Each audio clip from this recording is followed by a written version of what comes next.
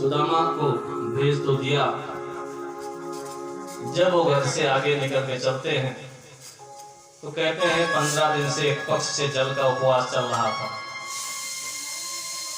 शरीर उनका हिलता है, लाठी के सहारे धीरे धीरे चल रहे हैं। अब उनको पछतावा हो रहा है। सोचती है मैंने अपने पति से ऐसा कहा करके उनको बड़ा दुख दिया। वहां से 200 किलोमीटर दूर द्वारिका थी। द्वारिका तक कैसे पहुंचेंगे, बड़ी व्याकुल हो जाती हैं। ऐसा नहीं करना चाहिए था। रोने लगी, पति देवता की याद आ रही है। सुरक्षित पहुंच जाए, सुरक्षित लौट आए, ये बहुत आवश्यक है। सूर्य भगवान को प्रणाम करते हैं, प्रभु मुझसे गलती हो गई, मेरे पति की रक्षा करें। दिन में 3 बार मैं आपको अर्घ्य दे करके आपका दर्शन करूंगी, आपकी पूजन करूंगी। मनौती मानती हैं कि आप सुरक्षित हमारे पति को स्वस्थ रखते हुए वापस ले आए। शास्त्र कहते हैं जो दिन में सूर्य भगवान का 3 बार दर्शन करता है वो गरीब नहीं रह सकता। आदित्यस्य नमस्कारं ये कुर्वन्ति दिने दिने जन्मांतर सहस्रेषु दारिद्र्यं नोपजायते। सूर्य भगवान मैं आपका 3 बार वंदन करूंगी, मेरे पति की रक्षा करें, सुरक्षित मेरे पति घर वापस आ जाएं। इधर हमारे द्वारिकानाथ जी को खबर पड़ गई। संकेत हो गया कि कोई तपस्वी ब्राह्मण मुझसे मिलने के लिए आने वाला है। सच्चा ब्राह्मण है। विद्या का उपयोग उसने आज तक अपने पैसे के लिए नहीं किया, किसी का दान नहीं लिया, किसी के घर में जाकर के जल भी नहीं ग्रहण किया। 3 बार संध्या करता है, बड़ा तपस्वी है। इतना तपस्वी है, आज तक किसी राजा के यहाँ गया नहीं। कृपा करके मेरे घर में आ रहा है। अब ऐसा कोई विशिष्ट व्यक्ति अपने यहाँ आए तो हम लोग आगे जाकर के वाहन लेकर के जाते हैं, दूर से उसको गाड़ी में बैठा के लाते हैं। अगर अपने धन के द्वारा उसका सम्मान न कर सके तो संपत्ति किस काम की। आज मेरा प्रिय मेरे यहाँ आ रहा है, मांगने के लिए नहीं, मिलने के लिए आ रहा है। सुदामा जी चले होंगे 2-4 किलोमीटर, थक गए, चक्कर आने लगा, शरीर दुर्बल है, शक्ति तो है नहीं। एक पेड़ के नीचे सिरहाने पोटली रख करके सो जाते हैं। कन्हैया ने गरुड़ से कहा, गरुड़ जाओ उस देवता को वहां से उठा लाओ। इतने सरलता से लाना कि निंद्रा भंग न हो, सावधान रहना। द्वारिका के पास किसी पेड़ के नीचे सुला दो। गरुड़ जी गए, सुदामा जी को लाए, द्वारिका के सन्निकट रख दिया। 1 घंटे के बाद जब आंख खुली, थोड़ा चले, सोने की कोई नगरी दिखाई पड़ी। लोगों से पूछते, भैया इस गांव का क्या नाम है? लोगों ने कहा, महाराज ये तो द्वारिकापुरी है। अच्छा, ये श्री कृष्ण की द्वारिकापुरी है? लोगों ने कहा, हाँ महाराज। सुदामा को बड़ा आश्चर्य हुआ कि हम गांव लोग कहते कि द्वारिकापुरी बहुत ही दूर है, कम से कम 15-20 दिन का समय लगेगा तब वहां पहुंचेंगे। मैं तो आज सवेरे निकला, अभी द्वारिका पहुंच गया। कहाँ दूर है? उनको क्या पता कि गरुड़ जी उठा करके ले आए। लोगों से कहते, अच्छा भैया बताओ इस द्वारिका में श्री कृष्ण कहाँ मिलेंगे? लोगों ने कहा, क्या बात करते हो बाबा जी, आप श्री कृष्ण को पहचानते हो? बोले, हाँ बाल सखा हूं, साथ साथ पढ़े। लोगों ने देखा, लगता है बहुत दिन का भूखा है। तो इसका दिमाग थोड़ा फिर गया। लोगों ने कहा, महाराज आप सत्य बोलते हो कि आप उनके मित्र हो? हाँ हाँ बिल्कुल, मुझे बराबर याद है, मैंने आज तक कभी जीवन में झूठ बोला नहीं, सत्यवादी ब्राह्मण हूँ। गरीब भले हूँ लेकिन झूठ का आश्रय लिया नहीं। मैं श्री कृष्ण का परम प्रिय मित्र हूँ। लोग आश्चर्यचकित हुए, बोले ठीक है महाराज, इस रास्ते से जाना, आगे दाहिने मुड़ना। वहां 16,000 महल विराजमान है और प्रत्येक महल में श्री कृष्ण विराजमान है। जहां आप जाएंगे वहीं दर्शन हो जाएगा। सुदामा जी आगे बढ़े, सबसे पहले रुक्मिणी जी का महल आता है, जहाँ महालक्ष्मी स्वयं विराजमान है। उसके ऐश्वर्य क्या क्या कहना, सोने का राजमहल है, सुंदर बगीचा है, दरवाजे पर ही सिपाही खड़े हैं। सुदामा जी ने राजमहल को देखा, प्रसन्न हो गए, कैसा सुंदर महल है। अभी कन्हैया ने स्वागत वागत नहीं किया, बाहर नहीं निकले, लेकिन वो महल देख करके अपने किसी प्रिय का बहुत अच्छा भवन बना हो, बहुत अच्छा वाहन खड़ा हो, बहुत अच्छा परिवार हो, बहुत अच्छी सर्विस नौकरी लग जाए, बिजनेस लग जाए, तो जिनका जिससे प्रिय होता है उनको बड़ी खुशी होती है। हमारे भैया जी का लेकर के आए, कि हमारे मिश्रा जी का महल बना हुआ है, बड़ा आनंद आता है। सुदामा जी ने कहा, वाह, इस घर में लक्ष्मी का अखंड निवास हो, और हमें हमेशा आनंदित रहें। पवित्र मन को लेकर के आए हैं। ये नहीं सोचते कि मैं छोटी सी झोपड़ी में रहता हूँ, इतने बड़े महल में रहता। पहला आशीर्वाद भगवान को मिल गया। तब तक सिपाही की निगाह पड़ी, देखा कोई गरीब ब्राह्मण शायद कुछ मांगने के लिए आया, ऐसा लगता है। सिपाही आया, पूछा, महाराज प्रणाम करता हूँ, ये महारानी महालक्ष्मी रुक्मिणी जी का महल है। माता जी का विशिष्ट जो है आदेश है कि कोई साधु आए, कोई ब्राह्मण आए, तो मुझसे बिना पूछे जो वो मांगे उसको दे देना। महाराज आप आदेश करें, भोजन करेंगे तो भोजन कर लीजिए, वस्त्र धन जो कुछ आप कहें आपको प्राप्त हो जाएगा। सुदामा जी कहते हैं, मांगने के लिए थोड़ा है, मुझे तो दर्शन करना है। सिपाही ने कहा, हमारा दर्शन करना है। क्या परिचय आपका दें कि कौन आया? सुदामा जी ने कहा, कोई विशेष बात तो नहीं है, अंदर जा करके क्यों इतना आप कह देना, तुम्हारा बाल सखा सुदामा आया है मिलने के लिए, मिलने के लिए जरूर कहना। सिपाही अंदर गया, सुदामा को बाहर ही खड़ा कर दिया, आंगन में खड़े। सुदामा सोचते हैं पत्नी के कहने से यहाँ आ गए हैं। कृष्ण इतने बड़े धनवान हैं, जब हम गुरुकुल में रहते तो बड़ा प्रेम था, अब वो बड़े हो गए हैं, अगर कहीं उन्होंने ऐसा कर दिया कि मैं तुझे पहचानता नहीं, तब क्या होगा? मेरा अपमान न हो तो अच्छा है। मैं तो पत्नी के कहने से मिलने के लिए आया हूं। ब्राह्मण को थोड़ा भय लगता है, जमीन की ओर नीचे की ओर देख रहे हैं। सिपाही अंदर जाते हैं, प्रभु को प्रणाम करते हैं।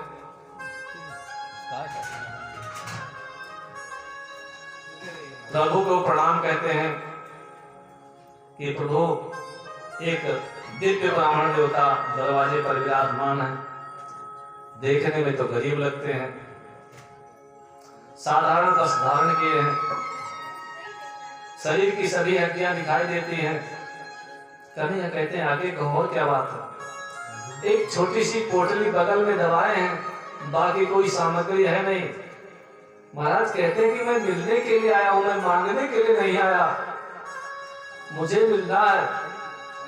ब्राह्मण तो प्रभु बहुत गरीब है, लेकिन आंखों में ललाट में बर्फ होते जा रहा है, बहुत मस्तक उसका चमक रहा है।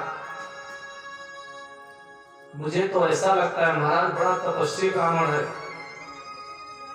और उसने कहा, महाराज कि मैं आपके मालिक का मित्र हूं, मेरा नाम सुदामा है।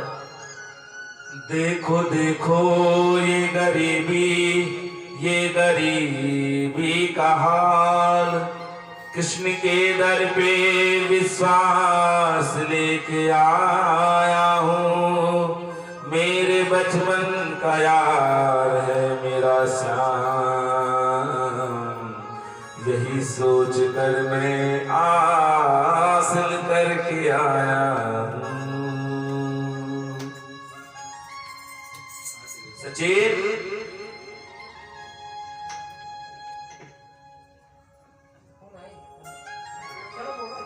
अरे द्वारपालो कन्हैया से कह दो, अरे द्वारपालो कन्हैया से कह दो,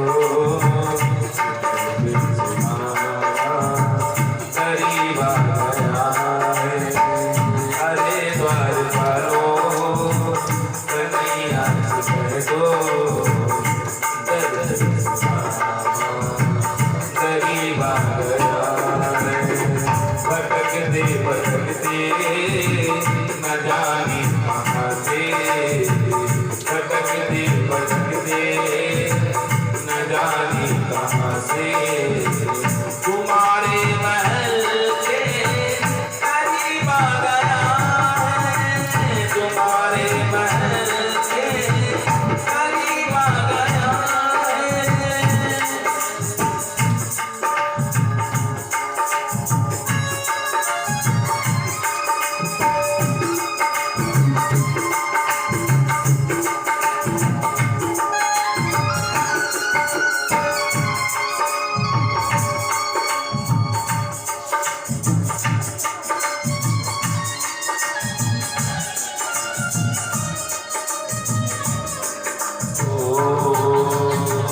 नगर पे है पगड़ी, नगर पे है जामा, नगर पे है पगड़ी, नगर पे है जामा, बता दो कन्हैया को नाम है सुदामा, बता दो कन्हैया को नाम है सुदामा। नगर पे है पगड़ी, बदन पे है जामा, बता दो कन्हैया को नाम है सुदामा। वो नदन पे है पगड़ी, नदन पे है जामा, बता दो कन्हैया को नाम है सुदामा, बता दो कन्हैया को नाम है सुदामा।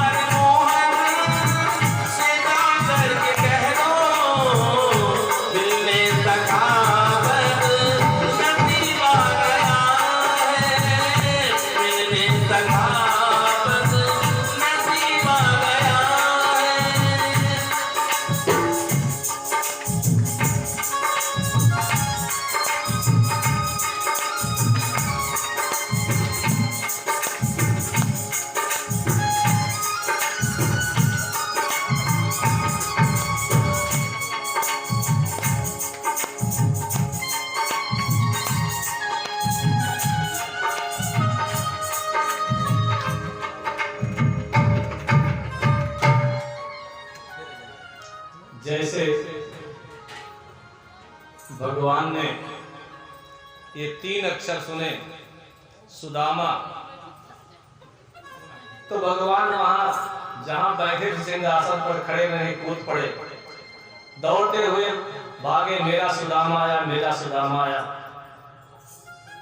सुखदेव जी कहते हैं जब जीव ईश्वर के साथ प्रेम करता है और प्रेम में अपनी देह को भूल जाता है तो भगवान कहीं भी नहीं रुक नहीं सकते। भगवान भी अपने आप को भूल जाते हैं कि मैं भगवान हूं।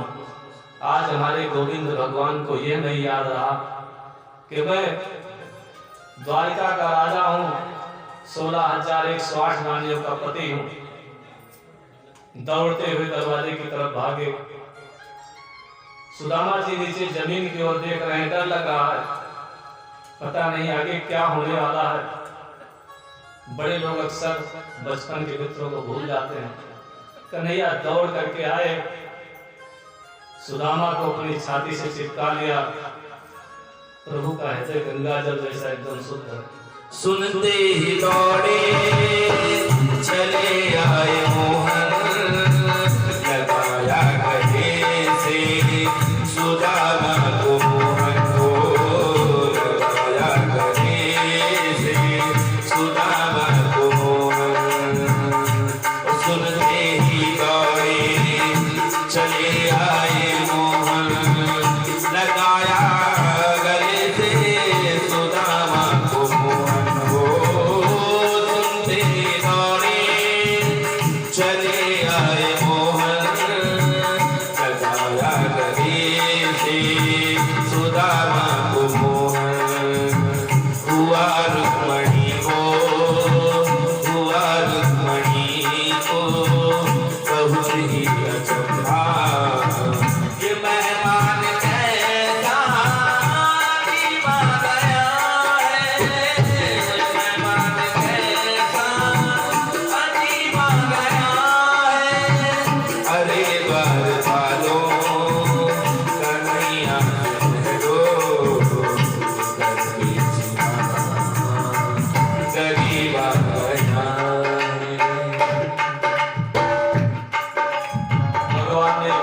सुदामा को गले से लगा लिया। शरीर में हड्डियां ही हड्डियां हैं। जब उन अस्थियों का भगवान के हाथ से स्पर्श हुआ, कन्हैया की आंखों में आंसू आ जाते हैं। मेरा मित्र कितना दुख सहन करता है, मुझसे बड़ी भूल हो गई। ऐसे ब्राह्मण के यहाँ तो मुझे जाकर के सेवा करनी चाहिए थी, ये किसी के यहाँ जाता नहीं है। बहुत बड़ी भूल हुई, मेरे मित्र को दुख सहन करना पड़ा। धैर्य धारण करते हैं। पीछे से रुक्मिणी महारानी दौड़ती हुई आती हैं। आज तक बहुत लोग हमारे यहाँ आए, किसी के लिए उठ करके नहीं गए। आज तो ऐसे दौड़ते हुए गए। कौन आया है? दौड़ के जाती हैं, देखती हैं बहुत गरीब, बहुत दुर्बल एक ब्राह्मण है। भगवान ने उसको हाथ से पकड़ के रखा है। अंदर लाते हैं, सिंहासन पर बैठाया। भगवान उनके चरणों में बैठ गए। सुदामा जी कहते हैं मेरे साथ सिंहासन पर बैठो, आप बहुत बड़े हो, आपका नीचे बैठना उचित नहीं है, सिंहासन पर आ जाओ ना। प्रभु कहते हैं मित्र मैं सत्य कहता हूं, मैं सबसे बड़ा हूं, मैं सबसे बड़ा हूं, लेकिन तुम्हारे जैसे ब्राह्मण के आशीर्वाद से ही मैं बड़ा हुआ। बराबर में अपने सुदामा बिठाए चरण आंसुओं से शाम ने बुलाए हो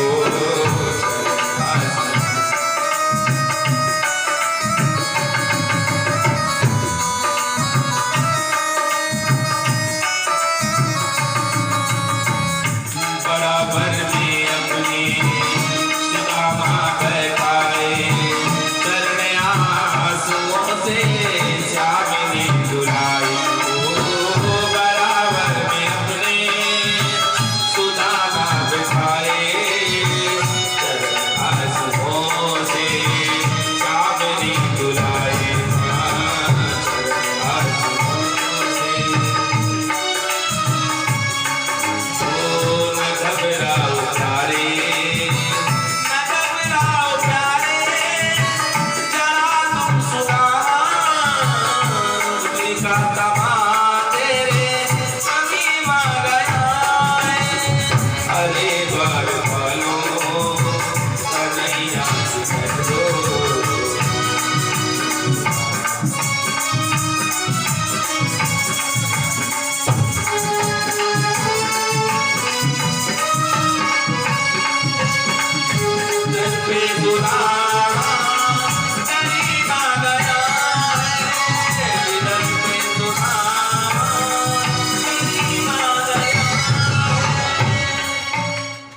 सुदामा जी मन में थोड़ी शंका रखे थे, मैं गरीब हूं और प्रभु बड़े धनवान हैं, कहीं मेरा अपमान न कर दें। भगवान चरणों में आकर के बैठ गए हैं। रुक्मिणी जी से कहा है, इशारा करते हैं ब्राह्मण की सेवा करनी है, जल लेकर के आओ। भगवान की निगाह सुदामा के चरणों पर है। आंखों से भगवान के गरम गरम आंसू निकलते हैं, सुदामा के चरणों पर गिरते हैं। तब तक रुक्मिणी जी जल लेकर के आ गई। भगवान धीरे धीरे चरणों को धोने लगे। सुखदेव जी कहते हैं कि सुदामा जी कभी जूता नहीं पहनते थे, चरणों में तमाम कांटे गड़े हुए भगवान एक एक कांटों को निकालते हैं। भगवान कहते हैं मित्र तुम जूता नहीं पहनते हो। सुदामा ने कहा ना, तो मुझसे ब्राह्मण है महाराज, दिन भर पवित्र रहना है, चमड़े का जूता पहन लेंगे तो नहाना पड़ेगा, दिन भर जप करना है। ब्राह्मण का अवतार जूता पहनने के लिए नहीं हुआ, दुख सहन करने के लिए, भगवान का भजन करने के लिए हुआ। सुदामा जी ने कभी जूता नहीं पहना। भगवान एक एक कांटों को निकालते हैं। उसके बाद सुदामा का पूजन करना प्रारंभ करते हैं। सबसे पहले भगवान सुदामा जी के मस्तक पर चंदन लगाने के लिए जब हाथ ऐसे चंदन लेकर के करते हैं तो जो लिखा हुआ था प्रभु ने पढ़ लिया कि यहाँ लक्ष्मी का निवास नहीं होगा, श्री क्षया। ब्राह्मण बड़ा ज्ञानी होगा, तपस्वी होगा, पूर्व जन्म में इसका कोई विशेष पाप रहा है जो इस जन्म में इसको भोगना पड़ेगा। शास्त्र कहते हैं कि पाप और पुण्य का फल तत्काल नहीं मिलता, समय बीतने पर मिलता है। झूठ बोलोगे तो सजा आज नहीं मिलेगी। हो सकता है आज झूठ बोलने वाला सुखी हो जाए, लेकिन जब समय आएगा तो उसको उसके झूठ की सजा मिलेगी। पूर्व जन्म में इसने ऐसा पाप किया, इसको दरिद्र बनना पड़ेगा। ज्ञानी होगा, तपस्वी होगा, लेकिन अतिशय दरिद्र। विधाता ने उसके मस्तक पर लिख दिया। भगवान चंदन लगाते हैं, विधाता के लेख के ऊपर भगवान ने चंदन लगा दिया। भगवान के चंदन से लगाने से वो लेख वहां से बदल गया। कैसे बदल गया? उल्टा हो गया। श्री क्षया नहीं, यक्षश्री। मतलब जो संपत्ति यक्ष के घर में है, कुबेर के घर में है, वह संपत्ति मित्र को देनी है। विधाता का विधान आज पलट गया। सुदामा जी को फिर भोजन कराते हैं। भोजन के बाद दोनों मित्र पलंग पर बैठ गए। भगवान ने सुदामा का हाथ अपने हाथ में लिया। कहते मित्र आज बड़ा आनंद है, बहुत दिनों के बाद हम मिले हैं। गुरुकुल के दिन आपको याद आते होंगे जब तुम छोटे थे मित्र, तब भी तुम्हें कुछ खाने की इच्छा नहीं होती थी, खेलने की इच्छा नहीं होती थी, सारा दिन गायत्री मंत्र का जप करते रहते थे। जब मैं तुम्हें जबरदस्ती हाथ पकड़ करके खेलने के लिए जाता था तो मित्र तुमको पुराने दिन याद है? अच्छा ये बताओ, बचपन में तुम कहते थे कि विवाह नहीं करूंगा, ब्रह्मचारी रहूंगा, तो कुछ विवाह हुआ कि नहीं हुआ? शादी के विचार आया कि नहीं आया? सुदामा जी बोलते कम है, सिर ज्यादा हिलाते हैं, तो सिर हिलाया कि हाँ विवाह हो गया। कृष्ण ने पूछा मित्र तो सच बताना, भाभी कैसी मिली है, अच्छी है कि नहीं? पत्नी की याद आ गई, सुदामा का हृदय भर गया। सोचते हैं जिस पत्नी ने मुझे भगवान का दर्शन कराया उसके उपकार को मैं कभी भूल नहीं पाऊंगा। मैं तो अभिमानी बन करके अपने घर में बैठा था कि मैं कहीं नहीं जाऊंगा, प्रभु के द्वार पर भी मैं नहीं जाऊंगा, लेकिन पत्नी ने मुझे समझाया, मेरे मन में जो अभिमान था उसको निकाल दिया। पत्नी ने मुझे प्रभु का दर्शन कराया। कृष्ण जी पूछते हैं फिर कहते भाभी कैसी है? आज सच्चे मन से सुदामा जी पत्नी की प्रशंसा करते हैं। भैया आपकी भाभी ने मुझे भेजा। अच्छा, मेरी भाभी ने आपको भेजा? तो इसका मतलब बहुत लायक है मेरी भाभी, बहुत अच्छी है। हाँ बहुत अच्छी है। तो मेरी भाभी ने अगर भेजा होगा तो कुछ न कुछ मेरे लिए दिया होगा। अब मेरी भाभी ने मेरे लिए जो दिया है वो मुझे दो मित्र। आज तृप्ति नहीं हुई भोजन में, मुझे भी भूख लगी है। रुक्मिणी जी वहां खड़ी हैं, उनको यह अच्छा नहीं लगा। इनका स्वभाव बड़ा गड़बड़ है, एक बार जिसके पीछे पड़ गए तो पड़ गए, ये भी नहीं देखते क्या करने लायक क्या नहीं करने लायक। रुक्मिणी जी कहते हैं महाराज आप मानते हैं आपको अच्छा भले लगता, लेकिन हम लोगों को नहीं अच्छा लगता। आप आदेश करें, जो कुछ कहें सब भी आ जाएगा। भाव है कि गरीब ब्राह्मण आपको क्या खिलाएगा? रुक्मिणी जब भी बोलती हैं, यानी कि अकेली लक्ष्मी जब भी बोलती हैं तो हनुमान के साथ ही बोलती हैं। आज नारायण लक्ष्मी के साथ नहीं है, आज हमारे नारायण सुदामा जी के साथ है। जिस लक्ष्मी को नारायण का साथ नहीं है वो अभिमान में ही बोलेगी। अभिमान में शब्द निकला है कि गरीब ब्राह्मण क्या देगा, कहो तो मैं यहाँ से सब कुछ भेज दूं, जो भी खाना। भगवान को अच्छा नहीं लगा। भगवान ने रुक्मिणी से कहा, जब हम दोनों आपस में बात करें तो बीच में तुम क्यों यहाँ आती हो, जाओ यहाँ से। रुक्मिणी जी को आश्चर्य हो गया, इतना प्रेम तो मैंने कभी देखा नहीं, मुझे कहते जाओ यहाँ से। अब लगता है मुझे घर से निकाल देंगे, इसी को घर में रखेंगे। सोचती हैं शायद गलती हो गई, मैंने उसके मित्र को गरीब कह दिया। त्रुटि तो हो ही गई, मेरे पति जिनका चरण पखारते हैं, जिनकी पूजा करते हैं, उनको मैंने गरीब ब्राह्मण कहा, ये उनको अच्छा नहीं लगा। कृष्ण फिर कहते हैं, मित्र भाभी ने जो कुछ दिया मुझे तो आज मुझे बड़ी भूख लगी। रुक्मिणी जी को अच्छा नहीं लग रहा है, इतना अच्छा मैंने भोजन बनाया करा, कहते भूख लगी। 56 भोग मैंने खिलाया है, इतना भोजन किए, कहते कि मैं भूखा हूं। मित्र क्या समझेगा कि इनको पेट भर के भोजन भी नहीं मिलता, कैसी पत्नी है इनकी। रुक्मिणी जी फिर बोल पड़ी, आप भूखे हैं क्या, आप क्या मांगते हैं? कृष्ण ने कहा, मैं तुमसे कह रहा हूं कि जब से मैंने गोकुल छोड़ करके आया, यशोदा मैया को छोड़ करके आया, उस दिन से आज तक मैंने कुछ नहीं खाया, मैं भूखा ही भूखा हूं। तुम लोग मुझे क्या भोजन कराओगे? तुम लोग कैसे हो? सबका प्रेम मैं जानता हूं। रुक्मिणी, कल रात्रि में तुमने मुझे दूध पिलाया था, याद है? रुक्मिणी जी ने कहा, कैसे याद रहेगा, मैं दूध लेकर के आई, तब तक आप सो गए, मैं कैसे देती?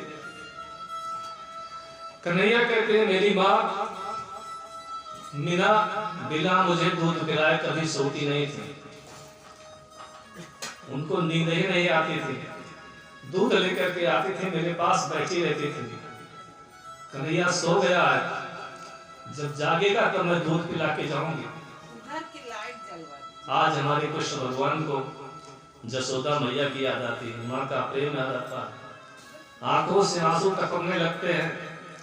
आज हमारे पास 16,108 रानियां हैं, लेकिन अगर हम सो जाएं तो हमें कोई दूध नहीं पिलाएगा। सो गए। रुक्मिणी जी कहती है, तेरे दिन से मैं साथ रहती हूँ, इनका ऐसा स्वरूप मैंने आज तक नहीं देखा। भगवान को किसी वस्तु की भूख नहीं है, परमात्मा हमको आपको प्रेम से देते हैं और प्रेम से ही मांगते हैं। आज कहते हैं, मित्र आज बहुत भूख लगी है, भाभी ने जो कुछ भी दिया है मेरा मुझे दे दो। सुदामा जी बेचारे पोटली को और जोर से दबा लेते हैं। इतना सुंदर महल, इतने अच्छे नौकर चाकर, इतनी अच्छी रानियां और इतना अच्छा 56 भोग, अब उसमें चिवड़ा कहां से दे, बड़ी शर्म आती है। सुदामा जी को भगवान ने देखा, एक तरफ पोटली दबाए हुए हैं, देना नहीं चाहते। भगवान सोचते हैं कोई युक्ति लगानी पड़ेगी। होते ना मित्र, चलो कहीं घूमने चले, आपने हमारा राजमहल देखा है? बोले देख लेंगे, कोई जल्दी नहीं। बोले इधर वाला देखो, ऊपर वाला गुंबज कितना अच्छा है। ऐसे से क्या सुदामा जी को एक बार हाथ उठा दिया, पोटली निकल गई और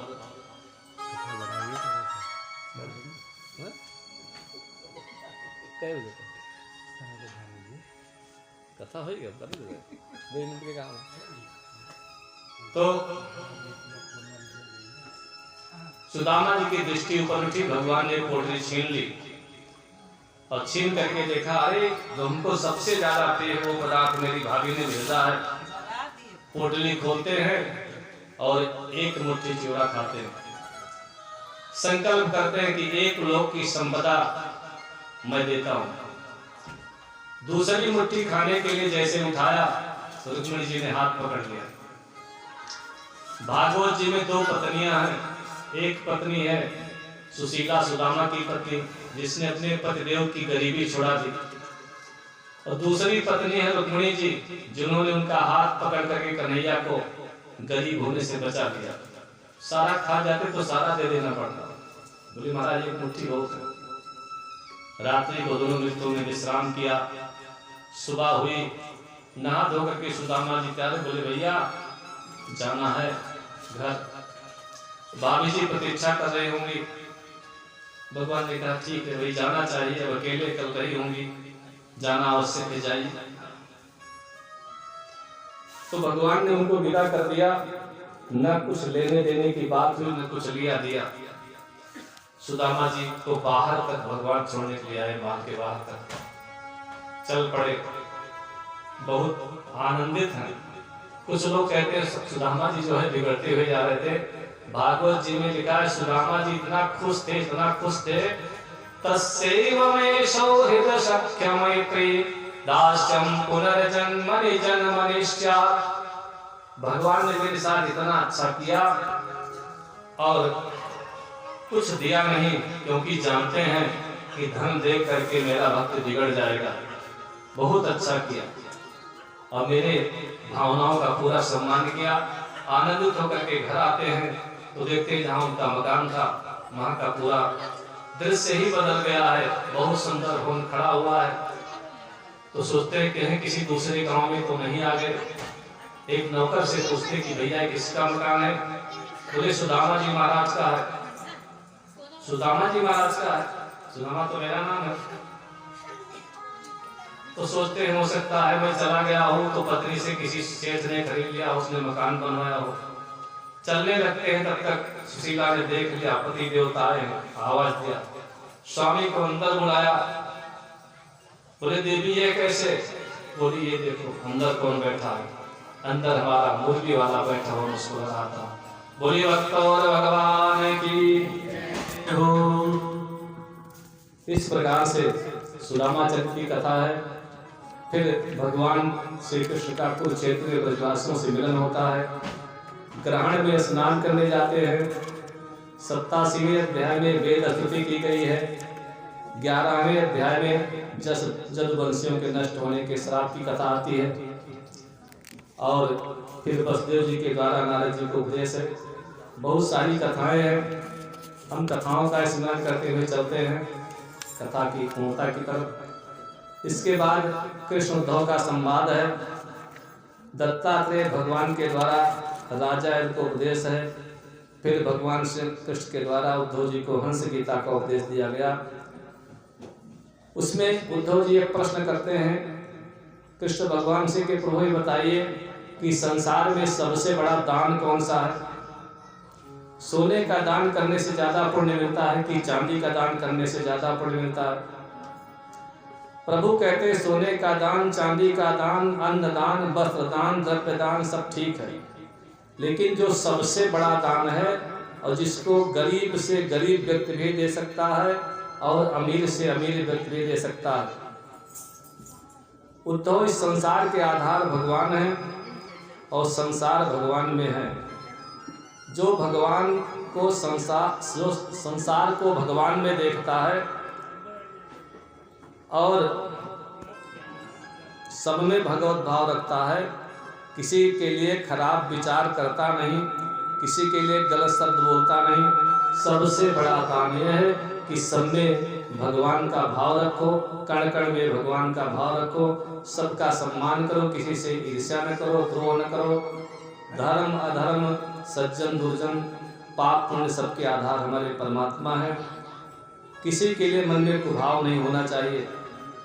उद्धव जी ने कहा ठीक है महाराज। दूसरा बताइए सबसे बड़ी तपस्या कौन सी है? बहुत दिन तक जल पी करके रहे, वहाँ तपस्या है। बड़ी बड़ी दाढ़ी बता ले, जटा लगा ले, लंबा सा टीका लगा ले, दिन भर बैठ करके रामायण पढ़े, वह तपस्या है। प्रभु कहते हैं सब ठीक है उद्धव, मैं एक विशेष तप आपको बताता हूँ। भोजन एक आध बार जरूर करना चाहिए। अन्न का बहुत त्याग करना उचित नहीं है। एक बार करो जरूर भोजन। कलौ अन्न गता प्राणा। कलयुग में तपस्या करने के लिए अन्न छोड़ने की आवश्यकता नहीं है, घर छोड़ने की आवश्यकता नहीं है, घर में रह करके भी तपस्या कर सकते हैं। इसके बाद ज्ञानी और मूर्ख की बात आई। ज्ञानी कौन है, मूर्ख करते हैं। स्वर्ग नरक जीव ईश्वर, दुख और सुख तमाम उपदेश दे करके भगवान उद्धव जी को बद्रिक आश्रम भेज देते हैं। भगवान की चरण पादुकाएं लेकर के उद्धव जी बद्रिक आश्रम के लिए प्रस्थान कर जाते हैं। 11वें स्कंद की कथा यहाँ संपन्न होती है। 12वें स्कंद में परीक्षित के भगवान धाम के गमन की कथा है और श्रीमद् भागवत की संपूर्ण कथा एक अध्याय में सुनाई गई। भगवान की सारी लीलाओं का स्मरण किया गया है और सर्प के काटने के बाद भी परीक्षित को भगवान के धाम पहुंच जाते हैं, क्योंकि सर्प काटने के पहले ही वो भगवान में लीन हो चुके थे। कहते हैं सुखदेव जी, ये भागवत महापुराण धन्य है, जैसे नदियों में गंगा है और उसी प्रकार से दिव्य भगवान का पुराण है। भगवान को अंत में स्मरण करते हैं, कहीं से कोई त्रुटि रह गई, कोई कमी रह गई तो भगवान का स्मरण करके हरे नमः बोलने से वो पूर्ण हो जाता है। अंत में हम सभी लोग 2 बार श्रीमद् भागवत के अंतिम श्लोक का वाचन करेंगे और कथा को संपन्न करेंगे। श्रीमद् भागवत महापुराण की कथा 12 स्कंद में 335 अध्याय में और 18,000 श्लोकों में है। 11 अध्याय रोज कहा जाए तो 31 दिन की कथा है। एक अध्याय रोज का है 335 दिन की कथा है। 7 दिन में हम लोग मुख्य कथाओं का भगवान के स्मरण करते हुए, भगवान के नाम का जप करते हुए सप्ताह की कथा को संपूर्ण करते हैं और सभी लोग भगवान का ध्यान करते हुए कथा में रुचि रहे, गतिमति बनी रहे। भगवान बार बार कथा सुनने का अवसर प्रदान करते रहे, ये उनसे प्रार्थना है। सभी लोग हमारे साथ श्रीमद् भागवत महापुराण के अंतिम श्लोक का पारायण करेंगे। नाम संकीर्तनम यस्य, बोलिए, नाम संकीर्तन सर्व पाप प्रणाशनम, प्रणामो दुख शमनम, तम नमामि हरि परम। नाम संकीर्तनम यस्य सर्व पाप प्रणाशनम, प्रणामो दुख शमनः, तम नमामि हरि परम। तम नमामि हरि परम। हरे नमः, हरे नमः, हरे नमः। जो कुछ भगवान की कृपा से गुरुजनों के चरणों में बैठ करके मिला, 7 दिन में आपको सुनाया गया, इसमें से कहीं कुछ अच्छा निकल गया हो तो भगवान का कृपा प्रसाद माने, कहीं कुछ त्रुटि हो गई हो हमारी वस्तु में वापस कर दे। बोले वृंदावन बिहारी लाल की।